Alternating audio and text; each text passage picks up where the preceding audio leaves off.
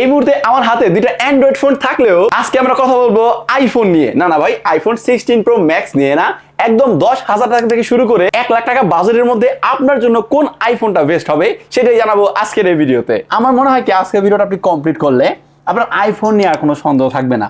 Car iPhone কিনবেন, কেন কিনবেন, আপনার জন্য কোন বাজেটে কোন আইফোনটা মিলবে আর কোন আইফোনটাই বা আপনি কিনবেন। তাহলে চলেন ভিডিও শুরু করা যাক। দেখেন আজকে ভিডিওটা আমি মূলত ইউজড মার্কেটের প্রাইস অনুযায়ী বা ইউজড আইফোন অনুযায়ী কোন আইফোনটা আপনার জন্য বেস্ট হবে সেটা জানাচ্ছি। এই জন্য আমি ভাই সর্বপ্রথম বা সবার আগে একদম আইফোন 17 প্রো ম্যাক্সটা বাদ দিয়ে দিতেছি, কারণ আইফোন 17 প্রো ম্যাক্স একদম লেটেস্ট ফোন, এই জন্য এটা নিয়ে কোনো কথা বলবো না। আমাদের কথা হবে হচ্ছে আইফোন 16 প্রো ম্যাক্স থেকে শুরু করে বিগত যে ফোনগুলো আছে ওগুলো নিয়ে, বা এর পূর্বে যে ফোনগুলো লঞ্চ হয়েছে, রিলিজ হয়েছে, বের হয়েছে ওই ফোনগুলো নিয়ে। আচ্ছা দেখেন, আপনার বাজেট যদি বরাবর 1 লাখ টাকা প্লাস প্লাস হয়ে থাকে, মানে 1 লাখ 5, 10 এরকমের মধ্যে থাকে, তাহলে কিন্তু আপনি বর্তমানে ইউজড মার্কেটে আইফোন 16 প্রো ম্যাক্সটা পাবেন। এখন দেখেন আইফোন মূলত কারা কিনবে যদি বলি, হ্যাঁ ভাই সবাই আইফোন কিনতে পারেন, আর আইফোন কেনার ক্ষেত্রে আমি বেশিরভাগ মানুষকে ইন্সপায়ার করে থাকি, কারণ আইফোন কিনলে আসলে একটা ফোন কিনা না, সেটা একটা অ্যাসেটও হয়ে যায়। ওটা দেখা গেছে প্রয়োজন ক্ষেত্রে আপনি যদি বিপদে পড়েন তাহলে কিন্তু আপনি ওই ফোনটা খুব সহজেই বিক্রি করতে পারবেন এবং রিসেল ভ্যালু কিন্তু অনেক ভালো পাওয়া যায়। এই জন্য আমি বলি যে আসলে আইফোনটাই কেনা ভালো যখন আপনি বেশি দাম দিয়ে কোনো একটা ফোন কিনবেন। তবে ভাই হ্যাঁ, আজকে ভিডিওতে আইফোনের বেশি সুনাম গাওয়া হবে, এইটাই স্বাভাবিক, কারণ আইফোন দেশে এসে ভালোই হয়। আর আজকের ভিডিওটা একটু বেশি বড় হবে, মানে মোটামুটি সময় নিয়ে তারপর সপ্তাহে বসে পড়তে হবে। আচ্ছা, বলতেছিলাম আইফোন 16 প্রো ম্যাক্স যদি আপনার বাজার 1 লাখ টাকা প্লাস প্লাস হয়, 5-10 মধ্যে থাকে, তাহলে আপনি এটা পাবেন।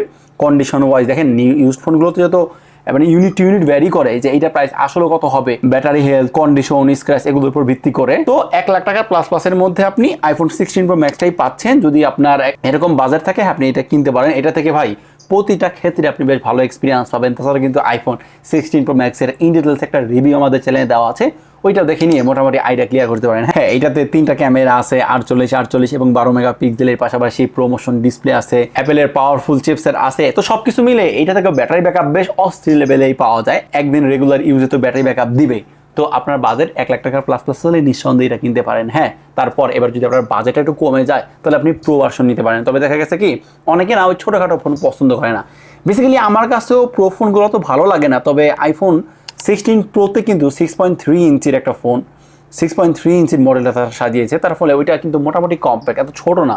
তার আগের ফোনগুলো কিন্তু 6.1 ইঞ্চি, বাট আইফোন 16 প্রোটা যেহেতু 6.3 ইঞ্চি, তো বাজেট যদি আপনার ওই যে 95-এর দিকে শিখতে হয় তাহলে কিন্তু আপনি এই ফোনটাও দেখতে পারেন। এটা খালি সাইজের ক্ষেত্রে একটু কম বেশ হবে, এই জন্য আমি প্রো নিয়ে তেমন কোনো কথা বলবো না, জাস্ট ম্যাক্স নিয়েই বলছি। অলরাইট, এবার আসতেছে কিন্তু আইফোন 15 প্রো ম্যাক্সের ব্যাপারটা। আপনি বর্তমান সময় ইউজড মার্কেটে 90,000 টাকার আশেপাশে আইফোন 15 প্রো ম্যাক্স পাবেন, মোটামুটি ভালো কন্ডিশনে যদি আপনি ফোনটা খুঁজে থাকেন। তো এক কথায় এই ফোনটাও কিনতে পারেন। দেখেন আইফোন 15 প্রো ম্যাক্সের যখন এই ফোনটা রিলিজ হয়েছিল বা বের হয়েছিল, তার সবচেয়ে বড় অ্যাডভান্টেজ ছিল হচ্ছে এইটা টাইপ সি পোর্টটা, যারা প্রথমবারের মতো আইফোন লাইটনিং পোর্ট থেকে এই টাইপ সি পোর্টে শিফট করছে।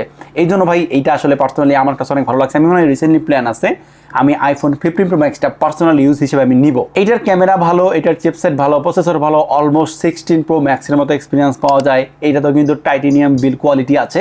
তো সব কিছু মিলে যদি 90,000 টাকা বাজেট হয় তাহলে আপনি আইফোন 15 প্রো ম্যাক্সটা নিতে পারেন। আর যদি বাজেট কিছুটা কম থাকে, কীভাবে প্রোর বিষয়ে তো কিছু বললাম না, কিছুটা কমে পাবেন। আর প্রোর সাইজটা ওই যে একটু ছোট হবে, এটি স্বাভাবিক। তবে হ্যাঁ, প্রোর একটাই সমস্যা আমার কাছে মনে হয়, সেটা হচ্ছে ব্যাটারি ব্যাকআপটা, যদি আমরা ম্যাক্সের সাথে একটু কম্পেয়ার করি।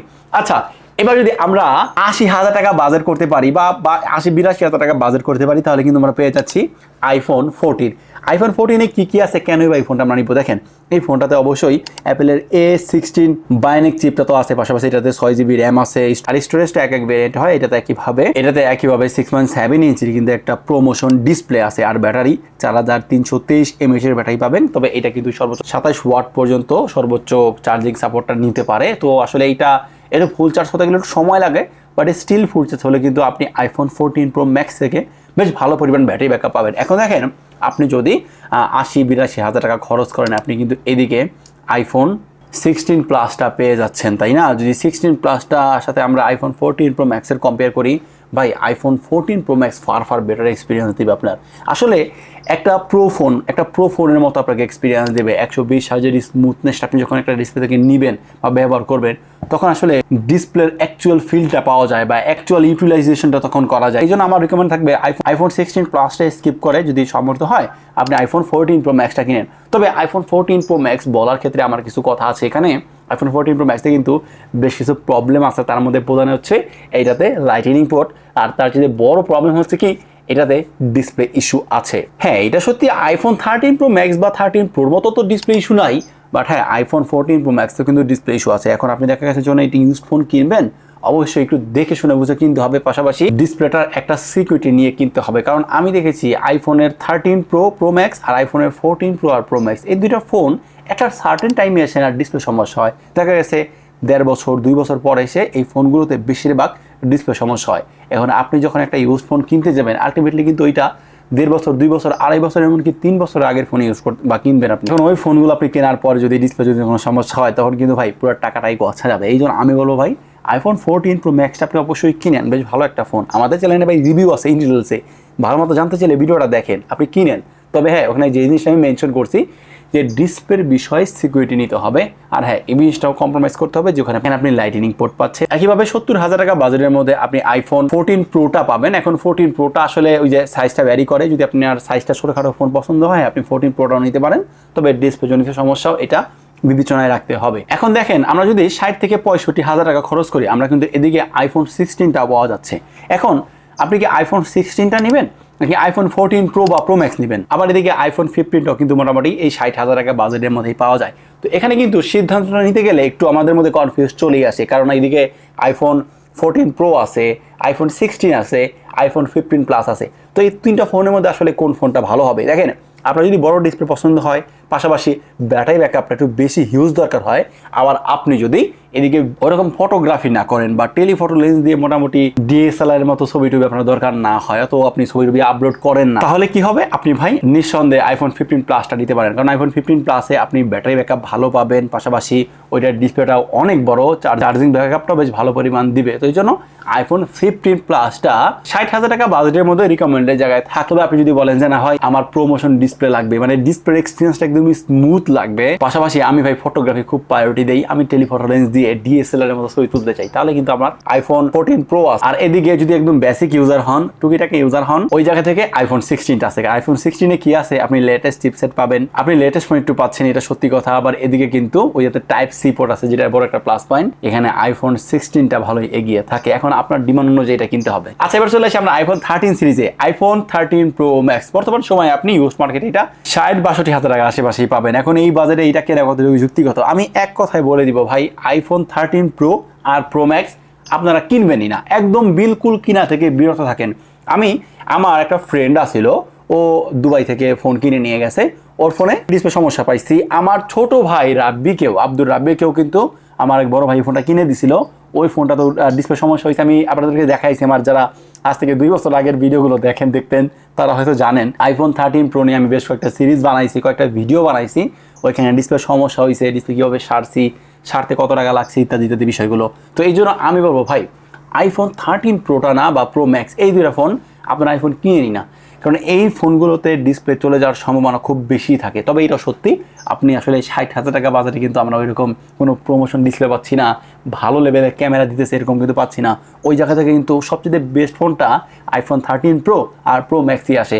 বাট এই ফোনগুলোতে ডিসপ্লে সমস্যা হওয়ার কারণে কিন্তু আমি আর আপনাদেরকে কেনার জন্য রিকমেন্ড করতেছি না, কারণ ওই ফোনগুলোর ডিসপ্লে সমস্যা হইলে ভাই ওগুলো অরিজিনাল তো পাবেন না, বাংলাদেশে কখনো এগুলো সম্ভব না। যদিও মার্কেট কপি মোটামুটি মার্কেটের ফার্স্ট ক্লাস বা ফার্স্ট কপি বা একদম অরিজিনাল কপিটাও যদি আপনারা নিতে চান, ওইটাতে মিনিমাম আপনার 20,000 টাকার মতো বাজেট পড়ে যাবে। আর তারপর থেকে একটু বাজেট কমালে একটু খারাপ কোয়ালিটি পাবেন, আরো কমালে আরো খারাপ কোয়ালিটি, এরকম ভাবে 5,000 টাকা কিন্তু পাওয়া যায়। বাট ওগুলোর এক্সপিরিয়েন্স আপনাকে ওই যে প্রমোশনের মতো এক্সপিরিয়েন্স দিতে পারবে না। এই জন্য বেসিক্যালি আসলে এই দুটা ফোন নিয়ে কোনো কিছু বলার নাই। তবে এবার 60,000 টাকা বাজেট হলে আমি বলবো যে আপনি কিছু টাকা বাড়িয়ে নিয়ে 14 প্রো বা প্রো ম্যাক্স কিনেন, অথবা শুধুমাত্র 15টা যেটা 128 জিবি স্টোরেজ ওইটা পাবেন আপনি, তো ওইটাই নিতে পারেন, মানে 55 থেকে 60। আচ্ছা, এরপর বাজেট যদি আপনার হয় একদম 45 থেকে 50,000 টাকা, তাহলে কিন্তু আপনি এই বাজেটের মধ্যে আইফোন 12 প্রো ম্যাক্স পাবেন, 12 প্রোটাও পাবেন 45,000 টাকার আশেপাশে বা এর কম কমে। এখন দেখেন এই বাজারে এই ফোনগুলো কেনা কতটুকু যুক্তি, এগুলো তো অনেক আগের ফোন। এখন একটু আমি মানে আধিগত্যভাবে একটু বেশি মেনশন করবো, কারণ এখন কিন্তু মোটামুটি ব্যাকডেটেই চলে যাচ্ছি। আইফোন 12 থেকে শুরু করে এর পূর্বে যে ফোনগুলো আছে এগুলোকে আমি একটু ব্যাকডেট বা একটু আধিগত্য ফোন হিসেবে সাজিয়েছি। তো 12 প্রো ম্যাক্স বর্তমান সময় আপনি হয়তো দেখা গেছে কি 45 থেকে 50,000 টাকার আশেপাশে পাবেন। আসলে 12 প্রো ম্যাক্সটা 50,000 টাকার আশেপাশেই পাওয়া যায়। এই বাজেটে হ্যাঁ এই ফোনটা কেনা যায়। আমার কাছে একটা সময় মনে হয়েছে হ্যাঁ এটা অনেক ভালো একটা ফোন, তবে 2 বছর আগে মনে হয়েছে, এখন আর মনে হয় না।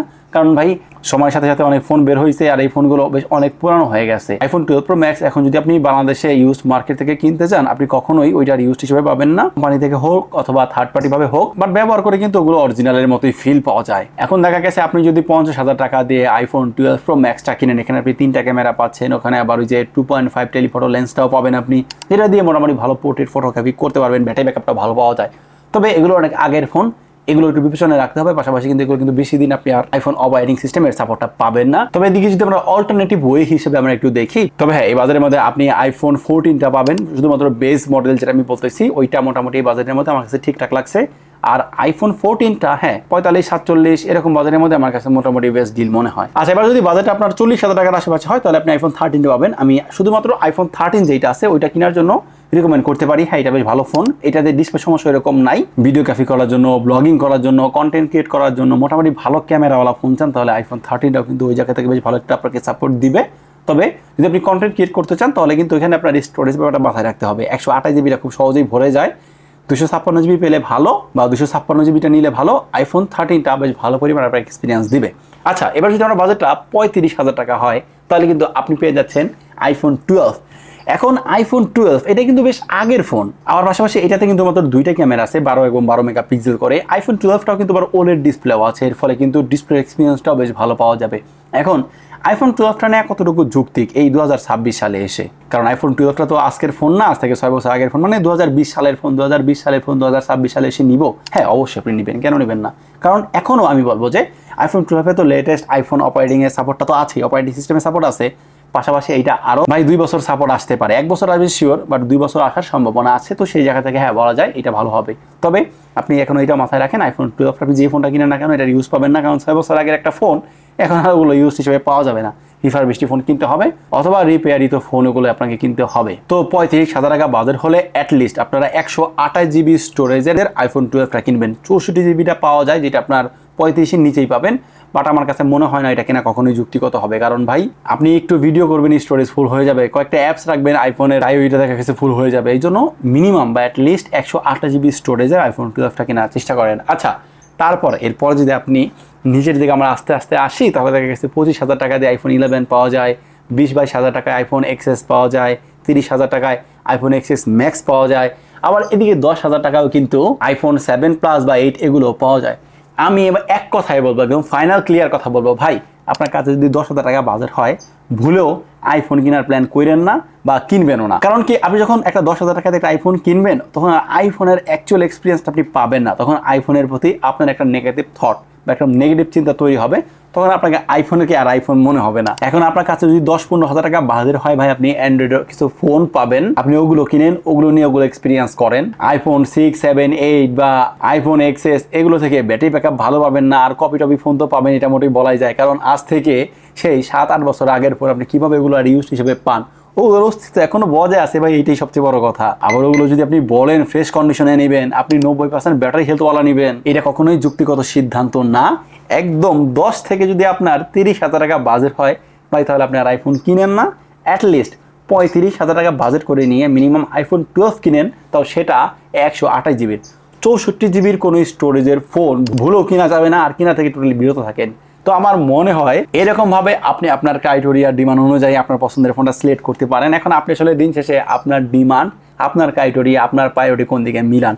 আপনি কি আদৌ শুধুমাত্র ভিডিওগ্রাফি করেন নাকি আদৌ ফটোগ্রাফি করেন? তবে দিন শেষে আমার কথা থাকবে, যদি আপনি ভাই একটু ফটোগ্রাফি বেশি করে থাকেন, ভিডিওগ্রাফি অত করেন না, তাহলে আপনি যে কোনো একটা প্রো ফোন নেন, কারণ ওটাতে আপনি টেলিফটো লেন্স পাবেন, তার ফলে ডিএসএলআর এর মতো আপনি আউটপুট আনতে পারবেন এই আইফোন থেকেই। বাট ক্যামেরা জায়গায় ডিমান্ড থাকলে আপনি প্রো ফোনগুলোই কিনেন, প্রো অথবা প্রো ম্যাক্স। তো এই হচ্ছে মূলত আমার সাজেশন আইফোনের তরফ থেকে। এখন আপনার বাজেট মিলান, আপনার ডিমান্ড মিলান এবং আপনার চাহিদা মিলান, তারপর আপনি আপনার ফোনটা কিনেন। তো আজকে ভিডিও এই পর্যন্তই।